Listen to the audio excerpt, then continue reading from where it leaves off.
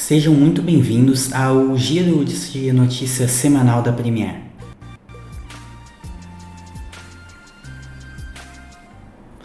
Bom, pessoal, então vamos lá, mais um quadro onde a gente comenta as principais notícias que ocorreram ao longo da semana e como que elas podem estar impactando nos seus investimentos. E a primeira que nós vamos ver é sobre mais uma definição, mais um anúncio do Fed, que é o Banco Central lá dos Estados Unidos. Eles definiram, ao contrário do que muitos imaginavam, que a taxa básica de juros lá dos Estados Unidos vai permanecer entre 0 e 0,25%. A inflação lá está subindo bem forte e por conta disso muitos acreditavam que eles iam ser mais rigorosos nessa política contracionista monetária deles. O pessoal já estava acreditando que logo nessa reunião, como o Fed já vinha sinalizando que possivelmente estaria aumentando a taxa de juros em algum momento, acharam que esse momento seria logo nessa semana. Porém, não foi o que aconteceu. O Fed adiou um pouquinho, continua sinalizando que provavelmente vai aumentar a taxa de juros, até para tentar conter essa inflação que veio a maior dos últimos 40 anos, medida pelo CPI, o índice de inflação lá dos Estados Unidos, como se fosse o nosso IPCA aqui. Então acreditaram que iam fazer logo nessa reunião, o que não aconteceu. O que está sim acontecendo e está nesse processo é o tapering, que é como eles chamam o processo de dar uma reduzida nos estímulos monetários de compras de ativos. Para quê? Para tentar não incentivar tanto assim a economia, incentivar o consumo, o que acabaria gerando uma pressão inflacionária que nesse momento seria desnecessária, tendo em vista a inflação de 7% acumulada nos últimos 12 meses por lá, a maior dos últimos 40 anos. Exatamente. Em decorrência da pandemia, o governo dos Estados Unidos, não só o governo americano, mas todos os outros do mundo, vieram a ter políticas expansionistas muito fortes, injetando muito dinheiro na economia. E através da compra de ativos, principalmente, o governo americano vinha fazendo isso e agora está reduzindo cada vez mais isso. A tendência é gradativamente ir reduzindo essa política cada vez mais. E bom, falando aqui em políticas econômicas e como que a moeda pode estar afetando toda essa relação entre as trocas voluntárias feitas pelos indivíduos, nós vamos também continuar falando sobre o tema de moedas, mas dessa vez é uma criptomoeda, o Bitcoin. E por quê? Qual que é o foco da discussão do Bitcoin? Que, querendo ou não, ele é muito polêmico. E a polêmica dessa vez surgiu com El Salvador, que foi o primeiro país a adotar o Bitcoin como uma moeda oficial, mas dessa vez tem a ver com um temor por parte do FMI, o Fundo Monetário Internacional. Exatamente, porque, para quem não sabe, o Bukele, que é o presidente de El Salvador, ele quer ter a primeira cidade do mundo que basicamente livre de impostos, só teria um imposto que é sobre consumo e também baseada em Bitcoin. Então Bitcoin seria a moeda oficial do país, então teria que ter bastante Bitcoin. Para isso ele iria investir bastante em mineração. E claro, tem muito custo para minerar, o gasto de energia, e para isso ele sugere e pretende ter toda a energia necessária para a mineração na cidade advinda de um vulcão. Então seria uma fonte completamente renovável de energia. Mas mesmo para isso, para construir e para investir nessa cidade, é necessário estar captando financiamento, e é isso que ele pretende. Só que como muito financiamento e muitas dívidas são contraídas e vão estar lastreadas no Bitcoin, então qualquer aumento muito brusco no Bitcoin, nós sabemos que muitas vezes isso ocorre, a dívida pode estar aumentando a ponto de ficar praticamente impagável. É claro que o governo lá de El Salvador já tem Bitcoin, e com investimento em mineração, o país teria cada vez mais Bitcoin. E qualquer aumento substancial no valor do Bitcoin aumentaria também a riqueza, então contrabalancearia o aumento do endividamento do país decorrente dessa valorização do criptoativo. Mas a preocupação do FMI é essa, de que pode estar aumentando muito o endividamento. Uma das preocupações, até porque se o Bitcoin for a moeda oficial de troca lá do país e as pessoas forem consumir com isso, e o Bitcoin ele tem grandes valorizações e desvalorizações, também é uma incerteza muito grande para as pessoas em si. Está comprando, daqui a pouco hoje vale alguma coisa, só que amanhã vai estar valendo 10% a menos, em caso de uma desvalorização muito brusca. Então tem essa preocupação também. Lembrando que o FMI não manda em El Salvador. Então, o máximo que ele faz é o que ele fez, dá essa recomendação. Sim, isso que mais assusta a questão do sistema financeiro, da solidez, né, desse sistema financeiro, que eles estão com medo de ser abalada por essa questão do Bitcoin, o uso no dia a dia, como o Gabriel falou, a questão da volatilidade, as oscilações de preço. Imagina você receber uma parte do salário em Bitcoin, daí você vai fazer as compras ali no supermercado e por algum motivo ele desvalorizou no curto prazo ali e vai ficar um pouco mais complicado de estar consumindo. Pode acontecer o contrário, de valorizar. Nesse caso, como eles têm dívidas em Bitcoin, eles por um lado estão short em Bitcoin, né, vão ter que pagar essa dívida e se o Bitcoin valorizar, eles podem se dar mal nesse sentido, mas ao mesmo tempo eles estão fazendo hold. As reservas do país de Bitcoin também estão sendo mantidas, se ele se valorizar, essas reservas sobem e o lastro desse pagamento da dívida, que é a reserva desse país, também vai subir. Então tem esse contrabalanceamento. Exatamente. Mas então vamos para a próxima notícia. E pessoal, salientando que é a terceira vez que a gente fala sobre Bitcoin aqui, né? Então, nesse canal. Então, provavelmente a gente vai falar mais vezes sobre isso conforme for saindo cada vez mais notícias. El Salvador é o primeiro país, se um outro tentar adotar depois, como é que vai ser a dinâmica no próprio El Salvador, as restrições que o FMI e outras entidades podem fazer. Poxa, de Bitcoin sai notícia muito seguido, né? É algo volátil nas cotações e também nas notícias, obviamente. Mas agora sim, vamos dar uma olhadinha na próxima notícia, essa aqui bem polêmica, sobre a questão do fundo imobiliário Maxi Renda. Ele chegou a cair 4% depois de uma decisão de um comunicado da CVM, que é a Comissão de Valores Imobiliários.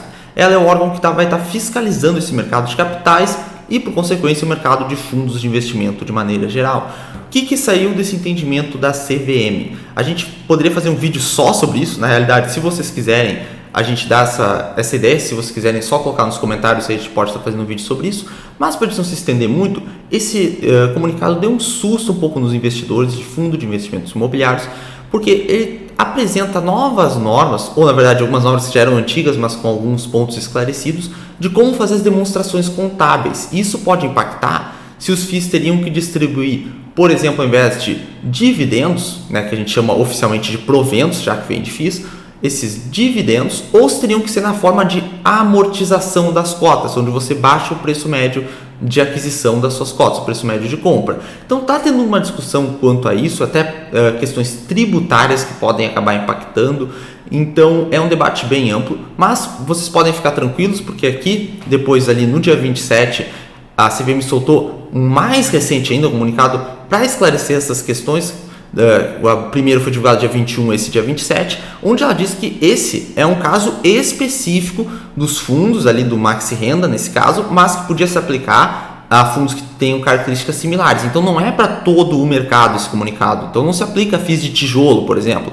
Vai ficar mais restrito aos fundos de investimento em cotas de FIIs ou aos FIIs de papel, né? Que eles são os que têm mais variação patrimonial da marcação a mercado, já que eles investem em papéis, em títulos, né? Exato. Não em um imóvel físico, digamos. Exatamente. E, pessoal, a CVM não está aniquilando com os fundos imobiliários, não está alterando completamente o funcionamento, a natureza desse setor. Não, está ocorrendo assim uma mudança no entendimento.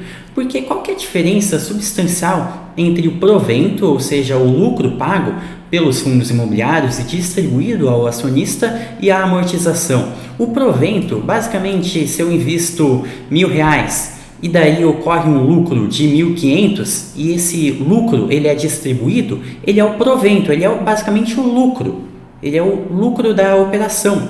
Mas a amortização, o que seria? Seria basicamente estar investindo determinado valor, por exemplo, R$1.000 também, só que daí esse valor ele ser simplesmente devolvido ao investidor inicial. Então ocorre uma distribuição para simplesmente devolver o valor. É a diferença substancial, é essa. Então vamos pegar um exemplo aqui. Suponhamos que um fundo imobiliário ele vai ter lá um imóvel que estava R$1 milhão.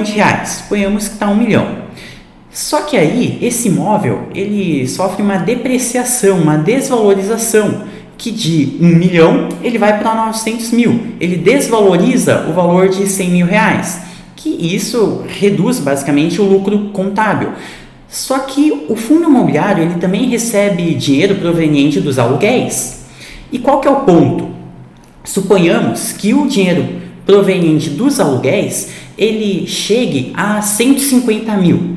150 mil, então, é de receita, contra o prejuízo no caso, contra a desvalorização, no caso, de R$100.000, decorrente da depreciação do imóvel. 150 mil menos 100 mil resulta em 50 mil. O lucro seria o quê? 50 mil. Esses 50 mil podem ser distribuídos através de proventos, do lucro mesmo, dos fundos imobiliários.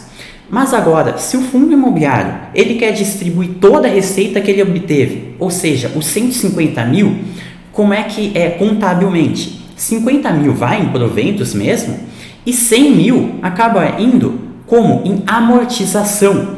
A amortização que é como se fosse a devolução de um valor, a devolução do valor investido. Então, basicamente, é algo que está saindo do patrimônio e está sendo devolvido ao acionista, ao cotista em questão. E essa devolução, como é que ela ocorre? Ela ocorre através da redução do preço médio da cota. É como se fosse assim, no momento que eu compro a cota, eu estou tirando, desembolsando um valor para ter a cota. Se o valor é devolvido, então é como se parte do valor de aquisição fosse devolvido, por isso o preço médio ele é reduzido. Só que, ao contrário do que ocorre com dividendos, a gente tem que ficar atento à tributação no que tange a amortização, porque no momento que eu recebo a amortização, aí também não é aí que eu vou me preocupar com os dividendos, não é aí que exatamente eu vou me preocupar com essa tributação. Mas o que ocorre? Os fundos imobiliários, no momento que eu vendo a cota, eu tenho que pagar um imposto de 20% sobre o lucro da operação, que é o meu ganho, basicamente. Se eu recebo amortização, suponhamos de R$10 por cota, aí o meu preço médio por cota ele vai reduzir R$10. O meu preço de aquisição ele reduz, basicamente. E quando eu vender a minha cota, aí o meu lucro líquido ele fica maior, porque o meu preço médio foi reduzido. Se o meu lucro na verdade ele fica maior, então o imposto a ser pago ele fica maior, porque vai ser 20% sobre um lucro maior. E aí eu posso até pensar, poxa vida, mas que bom, meu lucro está aumentando, só que não vai fazer tanta diferença. Por quê? Porque se eu recebesse em forma de dividendo, eu não teria que pagar nada, porque é isento de imposto de renda. Então não é que mude tanto, só que contabilmente, na hora de você analisar e até preencher mesmo campos contábeis, é aí que muda.